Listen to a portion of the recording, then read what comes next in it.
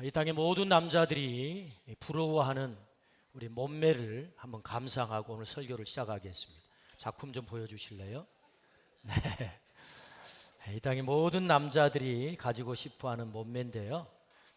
이 작품은 세계 명작 가운데 명작, 이태리 피렌체 시청광장에 있는 다비드상입니다. 미켈란젤로가 1501년부터 1504년까지 4년 동안 각고의 노력으로 만든 작품 중에 작품이죠. 우리 여성들이 부러워하는 몸매가 있다면 비너스 몸매겠죠. 남성들이 부러워하는 몸매는 바로 다비드상입니다. 클로즈업을 시켜서 그 얼굴을 보면은요, 웬만한 조각상들이 그저 표정 이런 것들을 두리뭉실하게 표현합니다만은 이 미켈란젤로는 이 다비드상의 얼굴 표정을 여러분 자세하게 들여다보면 이마에 인상을 잔뜩 쓰고 있습니다. 그리고 시선은 한 곳을 아주 집중하고 있습니다. 그 얼굴 표정이 대단히 긴장된 표정입니다. 또 여러분 한 번 더 사진을 보여주실래요? 여러분 이 손을 한번 보십시오. 조각상에 손을 클로즈업 시킨 것인데요, 여러분 우리 손보다도 더 세밀하게 핏줄이 툭툭 붉어진 모습이 마치 살아있는 손처럼 그렇게 조각이 된 작품입니다. 이 작품은 특별히 사연이 있는 작품입니다. 피렌체 대성당에 큰 작업들이 있는데요, 약 50여 년 전에 두초라고 하는 조각가가 뭔가를 조각하기 위해서 돌덩이를 가져다가 그 돌덩이 결이 별로 좋지 않았다고요. 대리석인데 그래서 조각을 하지 않고 그냥 방치를 한 거예요. 그 작업들에 50년 동안 그냥 굴러다닌 돌, 방치된 돌. 그런데 이 방치된 50년 동안 잊혀진 돌이 미켈란젤로를 만납니다. 천재의 화가 미켈란젤로를 만나서 아까 우리가 본 그림처럼 세계에 지울 수 없는 명작 가운데 명작으로 탄생이 된 것입니다. 방치된 돌이 명장을 만나니 명작이 된 거예요. 돌덩어리가 사람 잘 만나도 이렇게 명품이 되는 것입니다. 누구를 만나느냐 대단히 중요합니다. 누구에게 쓰임 받느냐 대단히 중요하죠. 돌 하나도 사람 잘 만나면 세계적 역사 속에서 명작이 됩니다. 명작이. 성경이 뭡니까?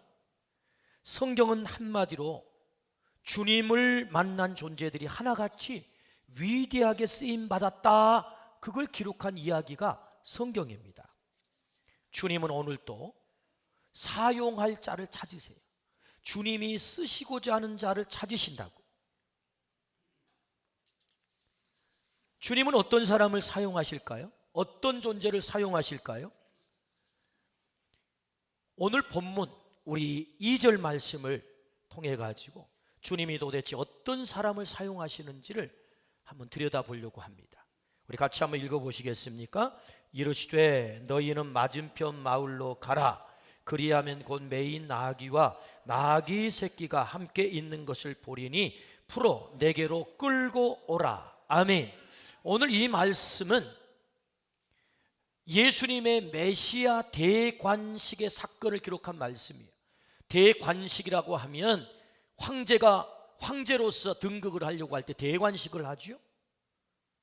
마찬가지로 예수님이 메시아로서 가장 중요한 일을 남겨놓고 있습니다. 메시아 사역의 그 하이라이트가 뭐죠? 십자가를 지는 것이 메시아로서 마지막 대관식을 하는 거예요. 예루살렘 성을 입성해야 됩니다. 중요한 순간입니다. 그때 두 제자에게 건너편 마을로 가서 나귀를 끌고 오는데 그냥 나귀가 아니야, 새끼 나귀를 끌고 오너라 라고 말씀을 하세요. 어떤 나귀를 끌고 오라고요? 새끼 나귀를 끌고 와라 라고 말씀을 하는 거죠. 예수님이 굳이 그렇게 하셨던 것은 스가랴서 9장 9절에 예언자 스가랴가 메시아는 이런 행동을 할 것이다 라고 예언된 예언의 말씀의 성취로서 이 일을 하는 거예요. 마태복음에서는 예수님이 메시아야, 메시아라는 뜻은 그리스도라는 말이고 구원자, 구세주라는 말이죠. 메시아임을 증명하기 위해서 구약 성경을 10번 인용을 합니다. 마태 기자가. 그 가운데 9번째 인용한 말씀이 오늘 본문의 말씀 마태복음 21장 5절의 말씀입니다. 같이 한번 읽어보실까요? 시온 딸에게 이르기를 내 왕이 내게 임하나니 그는 겸손하여 나귀 곧 멍에 매는 짐승의 새끼를 탓도다 하라 하였느니라. 내 왕이 임한다. 메시아가 임한다. 근데 그 메시아는 그냥 임하는 게 아니고 나귀 새끼, 멍에를 매보지 않는 어린 나귀 새끼를 타고 임할 거야 라고 스가랴 선지자가 예언을 한 것입니다. 이 예언의 성취를 위해서 예수님이 나귀 새끼를 끌고 와라 이렇게 말씀하는 거거든요. 벳바게라고 하는 동네는 예루살렘에 멀지 않아요. 그냥 몇 걸음 걸어가면 예루살렘과 가깝습니다. 감난산이 예루살렘에 건너다 보면 바로 보이는 땅 아닙니까? 사람들도 다 보여요. 움직이는 것도. 그 옆에 벳바게란 말이죠.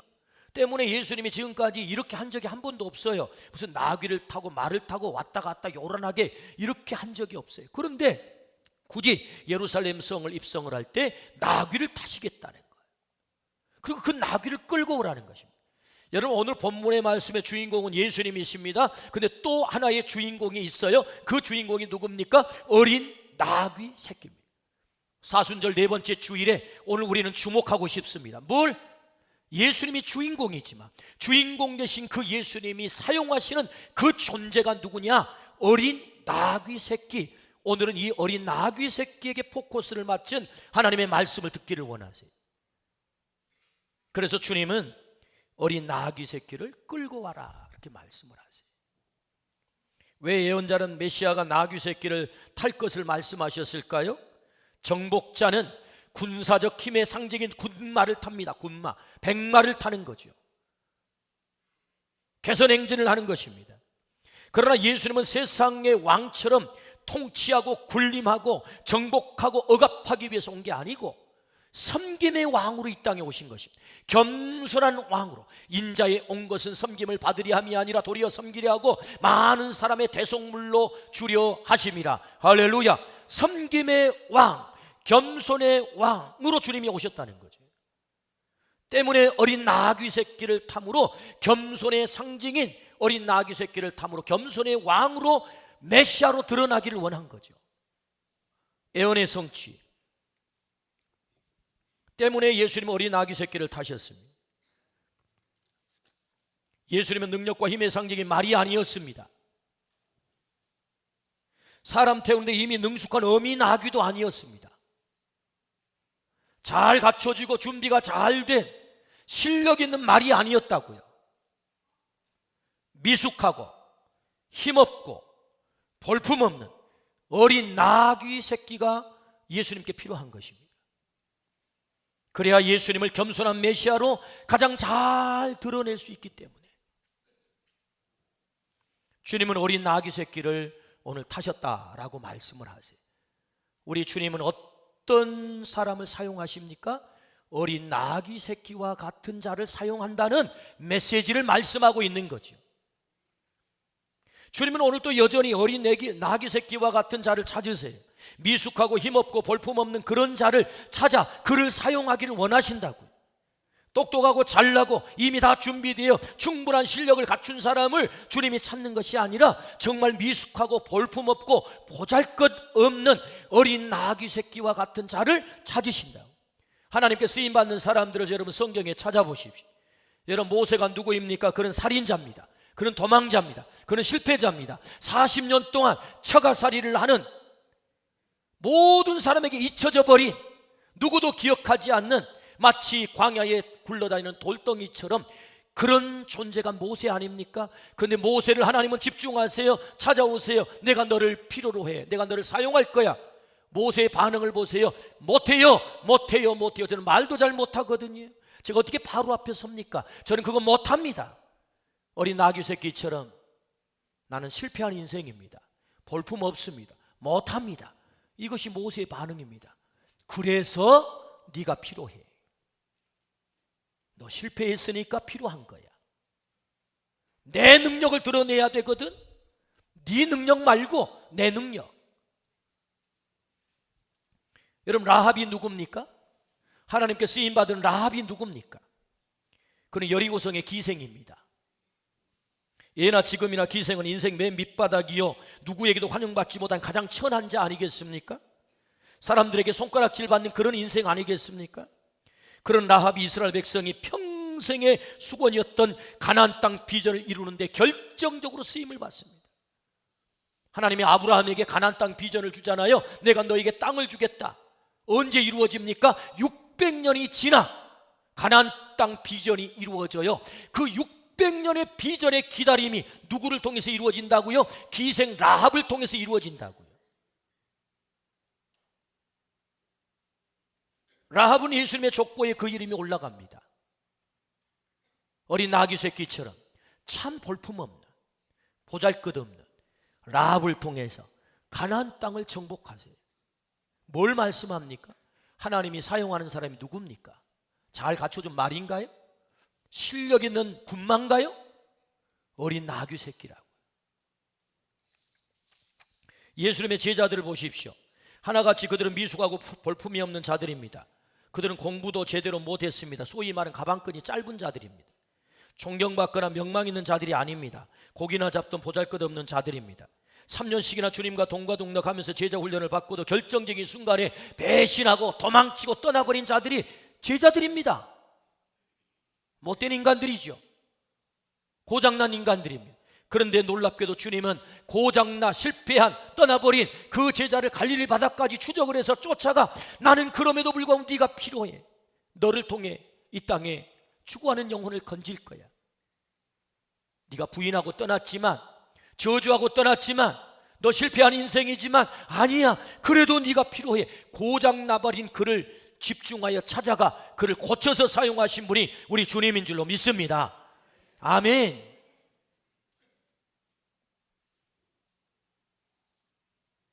주님이 유명하고 능력 있는 사람이 필요했다면 얼마든지 로마를 찾아 당대 최고의 실력자들을 제자 삼았을 것입니다. 주님은 그럴 만한 능력이 얼마나 있으신 분이세요. 어느 나라든지.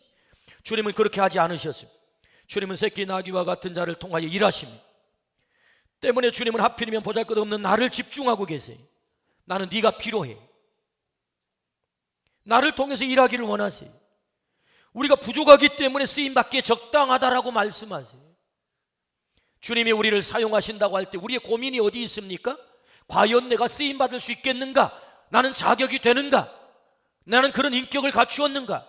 내 인생 지난날 돌아보면 상처투성이고 아픔투성이고 사람들 앞에 감히 말할 수 없는 부끄러움의 삶인데 내가 과연 하나님 앞에 쓰임받을 수 있겠는가? 스스로 나를 돌아볼 때 나는 자격 없어, 쓰임받을 수 없어. 이것이 우리의 고민 아닙니까? 근데 주님이 말씀하세요. 아니야. 너의 모습이 그러기 때문에, 네가 미흡하고 부족하기 때문에 그래서 필요해 라고 주님이 말씀하는 겁니다. 어린 새끼 나귀가 필요했던 것처럼 미숙하고 볼품없고 한 번도 사람을 태워보지 못한 그 어린 나귀가 필요한 것처럼 주님은 오늘 나를 필요로 한 줄로 믿습니다. 성경이 사람을 쓰는 원리를 고린도서 1장에 말씀하세요. 1장 26절부터 29절 성경은 어떤 사람을 사용하시나요? 같이 한번 읽어보겠습니다. 시작.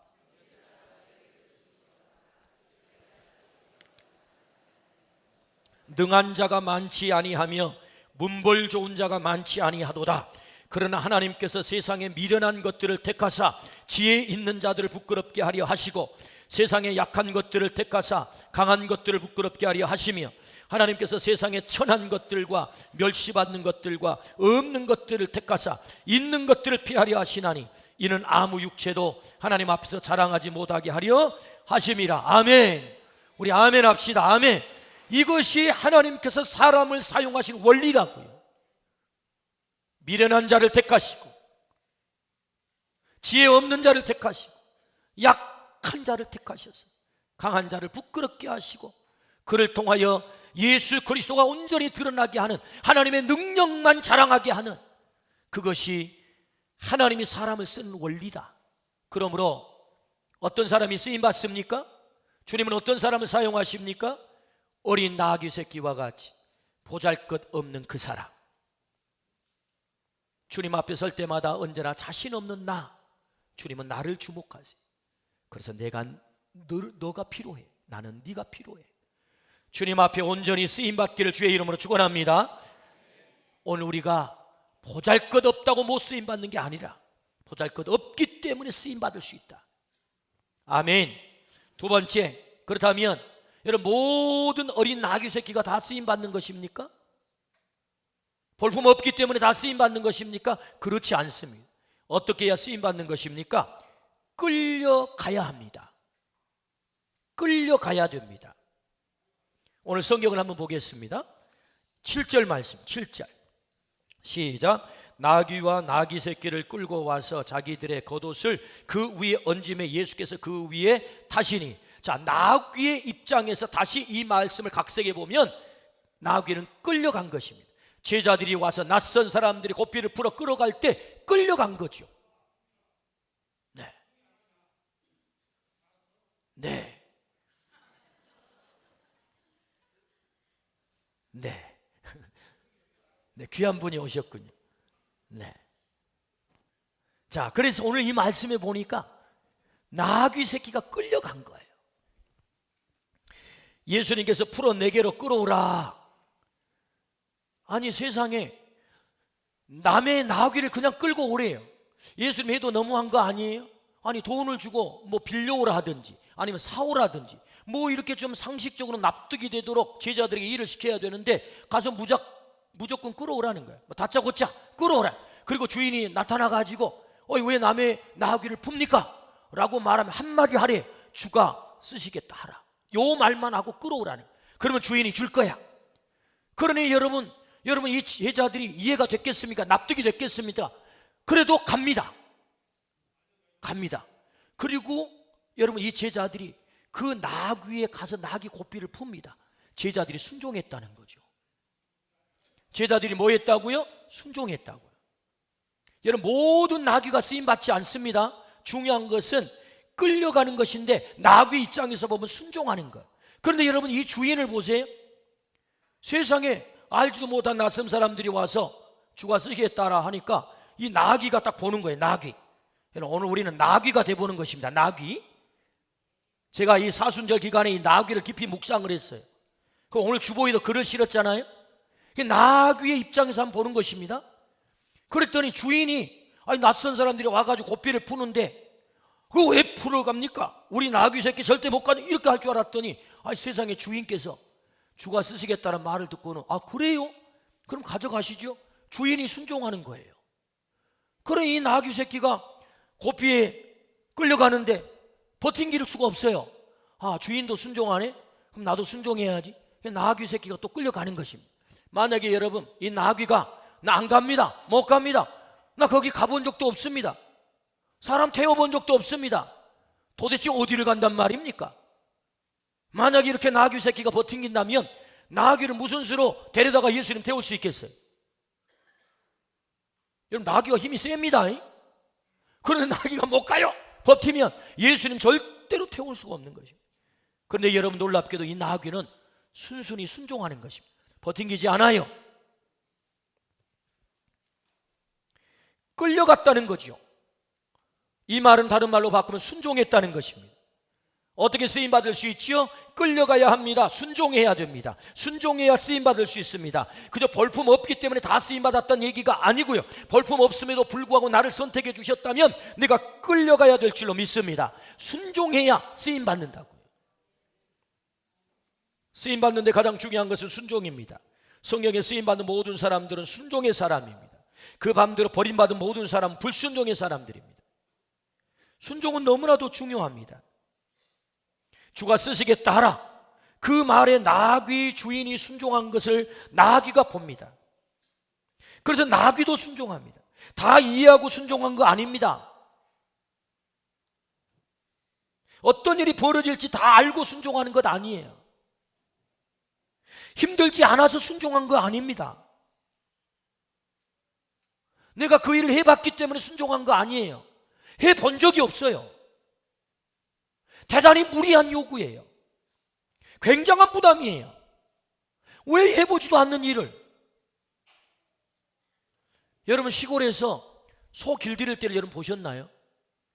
소 주인은요, 산에 가가지고 적당한 때 소나무 약간 어린 소나무를 이렇게 만들어가지고 콧뚜레를 하려고 칡령쿨로 딱 이렇게 묶어 놓습니다. 보셨는지 모르겠네요. 이게 적당히 자라면 그걸 배다가 말립니다. 껍질을 벗겨가지고. 그 소를 기르다가 어느 날 어느 시점에, 아마 사람으로 얘기하면 청소년 시기 같아, 제일 천방지축 15살 나이, 그래가지고 코를 잡고는 주인이 팍 뚫어버려요. 콧뚜레를 합니다. 콧뚜레 힘이 세잖아요. 컨트롤이 안 되잖아요. 그래가지고 콧뚜레를 해가지고 고삐를 매가지고 소를 컨트롤 하는 거거든요. 그래가지고 처음에 쟁기를 지우려면 멍에를 매놓으면 이놈이 난리를 칩니다. 힘들다고, 못한다고, 내가 왜 멍에를 매냐고. 그러면 여러분, 앞에 한 사람이 딱 콧뚜레를 한 고삐를 딱 쥐고 한 사람이 뒤에서 쟁기를 잡고 이랴 하고 훈련을 하면 나중에는 기가 막히게 쟁기질을 합니다. 여러분, 처음 멍에를 칠 때는 부담스럽습니다. 대단히 힘듭니다. 이 어린 아기 새끼는 한 번도 예수님을 태워본 적이 없습니다. 여러분, 얼마나 무서웠겠어요? 그렇게 많은 사람이 모여서 나뭇가지를 흔들면서 호산나 호산나 외치는데 가보지 않는 길을 가야 돼요. 사람들의 소리가 너무너무 공포스럽게 들리는 것입니다. 그리고 예수님이 여러분 몇 킬로쯤 되셨을까요? 제가 보건대로 덩치가 저만큼 하지 않았을까 싶습니다. 저보다 좀 키가 컸거나 아마 80킬로쯤은 됐겠지요. 80킬로를 태우고 어린 나귀 새끼가 한 번도 태워본 적이 없는데 이 길을 간다는 것이 여러분 얼마나 힘들겠어요. 제가 묵상을 해보니까요, 우리 예수님이 창조자 아닙니까? 우리 주님은 우리를 창조하신 분인 줄로 믿습니다. 나귀도 창조하신 분인 줄로 믿습니다. 때문에 나귀의 심리를 다 읽으신 것 같아요, 예수님이. 제가 묵상을 탁 해보니까 예수님이 나귀 심리를 다 파악하시고, 아, 이놈이 지금 무서워하고 있구나, 이놈이 굉장히 힘들어하고 있구나, 이놈이 막 공포에 그냥 눈알이 이렇게 커지고 있구나. 그때 예수님께서 이 나귀의 목덜미를 만지면서, 나귀야, 너 힘들지? 무섭지? 공포스럽지? 한 번도 안 간 길을 가려고 하니 얼마나 힘들어? 한 번도 태워보지 않는 나같이 무거운 나를 태우니 너 얼마나 힘들어?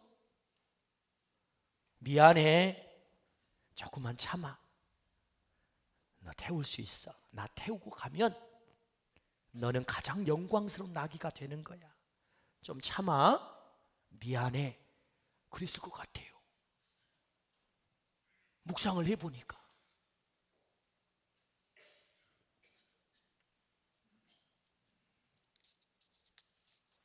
순종하기 쉬워서 순종했다는 얘기 아닙니다. 힘이 안 들어서 순종했다는 얘기 아닙니다. 내가 해본 능숙한 일이었기 때문에 순종했다는 얘기가 아닙니다. 한 번도 해보지 않는 대단히 무서운 일을 이 나귀는 순종하고 있는 것입니다. 이 순종이 결국 예수님을 태우는 나귀가 된 것입니다. 역사 속에 가장 위대한 나귀가 된 거예요. 역사 속에 가장 영광스러운 나귀가 된 거예요. 어떻게 해요? 순종했을 때. 성경 속의 인물들 가운데 쓰임받은 인물들을 한번 보십시오. 여러분, 아브라함이 믿음의 사람입니다. 그는 그 믿음을 어떻게 증명하지요? 100세 어린 독자 이삭을 하나님이 어느 날 바치라고 합니다. 그것도 잡아서 바치랍니다. 번제로 바치라고 합니다. 죽여서 바치라고 합니다. 아브라함은 고민하지 않습니다. 예, 주신 분도 하나님이시니 주인 되신 당신이 원한다면 기꺼이 드리지요라고 모리아 산으로 아들을 데리고 잡아 바치기 위해서 주저없이 고민하지 않고 그 길을 떠납니다. 얼마나 아버지 아브라함의 마음은 찢어졌을까요? 두려웠을까요? 그 순종을 통해서 아브라함 믿음이 증명이 됩니다. 그래서 하나님은 그 아브라함을 믿음의 조상이라고 말씀합니다. 그리고 복의 사람이라고 말씀합니다. 세상에서 가장 많은 복을 받았던 사람, 어떻게 해요? 순종함으로 쓰임을 받은 거죠. 이 순종이 우리에게 있기를 주의 이름으로 축원합니다. 여러분, 요단강이 어떻게 갈라지죠? 이제 마지막 가나안 땅에 들어가야 됩니다. 그런데 하나님께서는 여호수아를 통해서 제사장들에게 명령합니다. 법궤를 메고 요단강에 발을 집어넣으라. 제사장들 할 말 많았을 거예요. 아니, 우리 하나님이 능력이 좀 떨어지셨나? 아니, 시작할 때 홍해는 갈라놓고 들어가라고 하시더니 왜 막판에 들어갈 때는 그냥 갈라놓지도 않고 들어가라고 하나? 뭐야 이거? 하나님 힘 빠지신 거야? 은혜 떨어진 거야? 능력 없어진 거야? 라고 제사장들이 할 말 많았을 거예요. 그런데 여러분, 제사장들이 하나님의 명을 조차 법궤를 메고 요단강에 발을 집어 넣은 줄로 믿습니다. 순종하니 갈라진 줄로 믿습니다. 순종했더니 하나님의 역사가 나타난 거지요. 발을 집어넣은 다음의 결과를 그들은 모르고 있어요. 어떻게 될 줄 모른다고요. 그들은 죽을 수도 있어요. 시뻘건 요단강 물이 흘러내릴 때 이 우기 아닙니까? 그들이 죽을 수도 있어요. 그런데 법궤를 메고 순종하니 거기 하나님의 역사가 나타난 줄로 믿습니다. 순종함으로 하나님의 역사가 나타난 거죠. 예수님이 십자가를 질 때 구경하던 구레네 시몬이 억지로 끌려가 십자가를 졌습니다. 비록 억지로 십자가를 졌지만 그는 놀라운 복을 받습니다. 로마서 16장 13절, 자 같이 한번 읽어보실까요? 시작.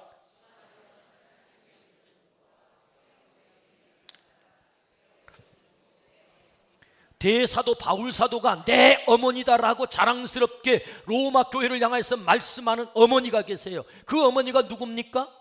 루포의 어머니래요. 루포의 어머니는 누굽니까? 구레네 시몬, 억지로 끌려가 십자가를 졌던 시몬의 아내가 구레네 루포의 어머니입니다. 할렐루야. 끌려갔지만, 그래서 끌려가서 순종했지만 주님은 놀랍게 그의 삶에 복을 허락하신 거죠. 그러므로 우리가 어떻게 쓰임받을 수 있습니까? 끌려가야 됩니다. 다시 말하면 순종해야 됩니다. 순종해야 주님께 쓰임받을 수 있다. 할렐루야. 오늘 쓰임받을 때, 우리가 순종할 때 쓰임받는 그 영광을 누릴 줄로 믿습니다. 마지막 세 번째, 쓰임받으려면 어떻게 해야 되지요? 예수님을 태워야 됩니다. 등에 예수님을 태워야 됩니다.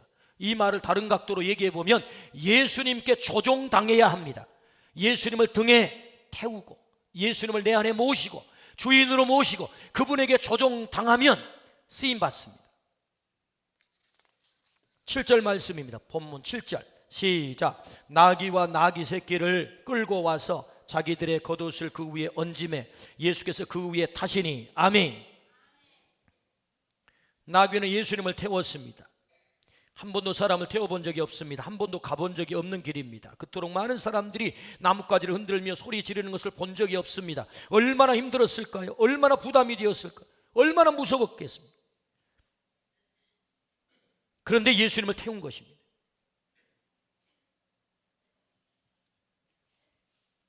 네가 나를 태워야 너 가장 멋진 나귀 될 수 있어. 가장 영광스러운 나귀 될 수 있어. 나 태우면 너 실패가 없어. 주님이 나귀에 타서 나귀에게 들려준 말이에요. 예수님이 조정하면 실패가 없습니다. 예수님이 조정하면 실패가 없습니다. 예수님께 조정당하면 실패가 없습니다. 주님은 오늘 또 태우고 갈 사람을 찾으십니다. 주님 태우면 가장 영광스러운 삶이 됩니다. 주님이 내 인생을 조정하시도록 그분을 내 안에 태우시기를 주의 이름으로 축원합니다. 주님은 오늘 나의 등에 타셔서 내 인생을 조정하기를 원하세요.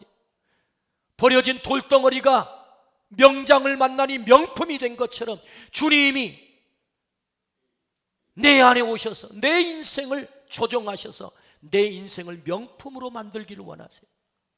주님을 내 등에 태울 수 있다면, 내 인생의 주인으로 모실 수 있다면, 그래서 주님이 내 인생을 조정하기 시작한다면, 여러분 나귀 등에 타신 예수님이 나귀를 조정했겠죠.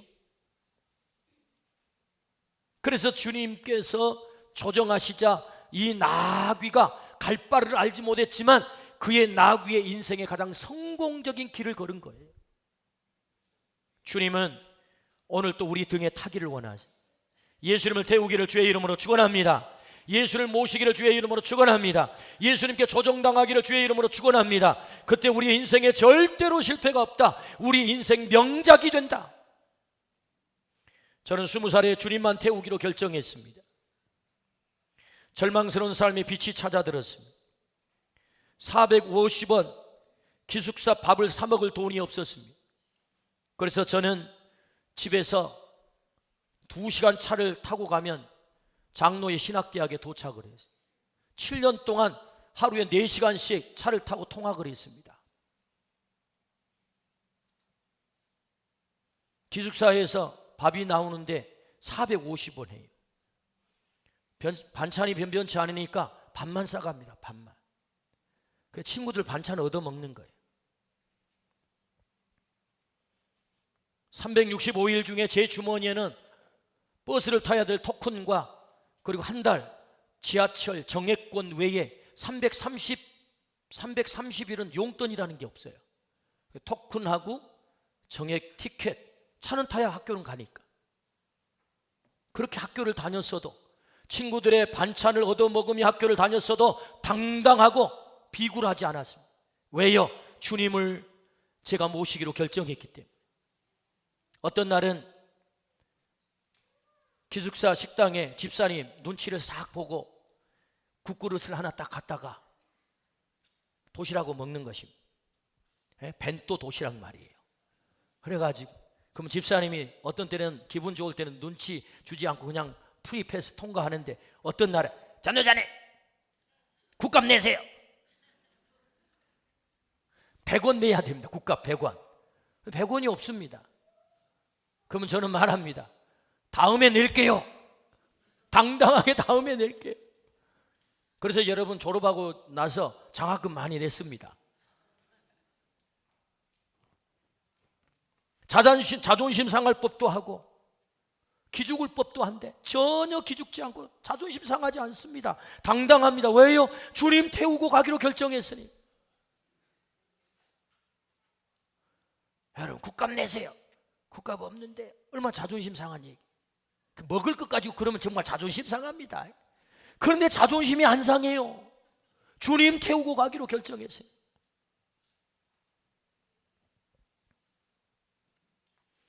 어느 날인가 새벽에 제가 깼습니다. 너무나 감사했습니다. 내가 이렇게 사랑받아도 되는가? 내가 이렇게 대우받아도 되는가? 내가 이렇게 많은 복을 받아도 되는가? 저렇게 좋은 아내, 저토록 멋진 아들들의 아비 복을 누려도 되는가? 이렇게 좋은 교회에서 담임 목사 사역을 감당하는 복을 받아도 되는가? 감당할 수 없는 감사함이 밀려들었어요. 제가 한 일은 주님 태우고 가기로 결정한 일밖에 없었어요. 고등학교를 갓 졸업한 20살 나이에 제가 할 수 있는 일이 뭐 있겠어요? 거칠고 준비되지 않고 정말로 볼품없고 보잘것없었던 제가 결정했던 것은 주님, 제가 주님 태우고 갈게요. 이 인생을 주님께 드릴게요. 주님 저를 조정해 주세요. 결정한 건 그것 한 가지뿐이었는데 오늘 뒤돌아보면 하나님께 너무너무 많은 복을 받은 거예요.